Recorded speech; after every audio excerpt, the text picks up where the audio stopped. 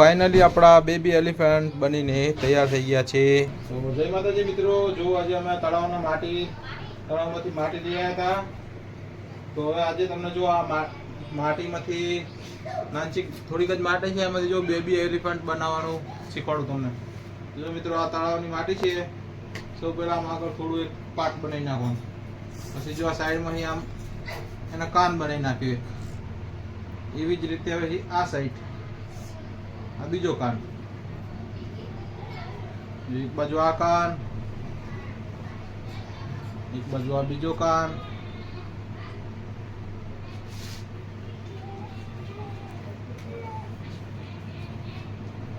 બે સાઈડ કાન બની ગયા।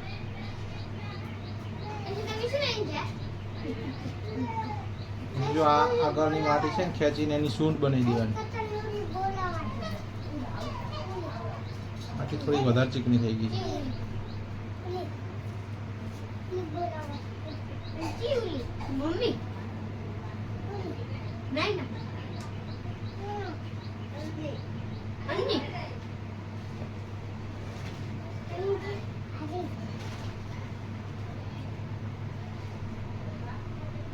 જો વિધિન અ સેકન્ડ સૂંઢ બનીને તૈયાર થઈ ગઈ। પછી એમાંથી ને એમાંથી એક પગ બનાવી દેવાનો।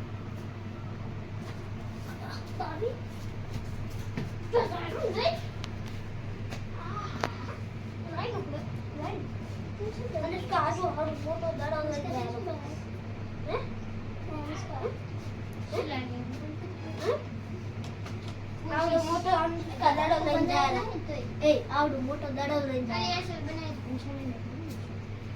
જા કરી જા જા બસ બાય જા ખુને તને નથી ખબર ના પડે તેમાં બોલ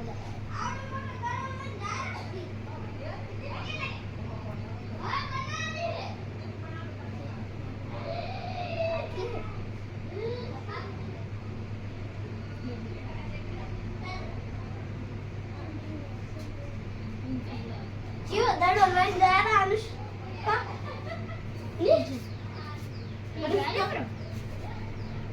લીધો કરો મેં કરતો પછી પાછળથી પૂંછડી બનાવી દેવાની।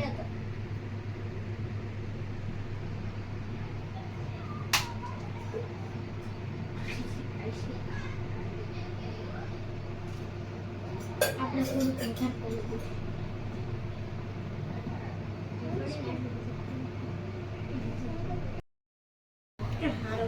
તો જો મિત્રો ફાઇનલી આપણા બેબી એલિફન્ટ બનીને તૈયાર થઈ ગયા છે। તો મિત્રો કેવા છે બેબી એલિફન્ટ, કોમેન્ટમાં જરૂરથી જણાવજો। મિત્રો અમારો આ વિડીયો ગમ્યો હોય તો તમારા બાળકોને દેખાડજો। જો મિત્રો ફાઇનલી આપણો બેબી એલિફન્ટ બનીને તૈયાર થઈ ગયા છે। તો મિત્રો આપણે દશામાના ઊંટ બનાવ્યા હતા, પણ આ ચીકણી માટી બરોબર નથી એટલે આપણો પ્રોજેક્ટ ફેલ થઈ ગયો છે।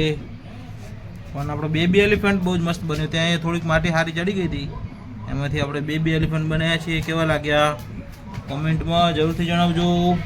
જય માતાજી, જય શ્રી ગણેશ।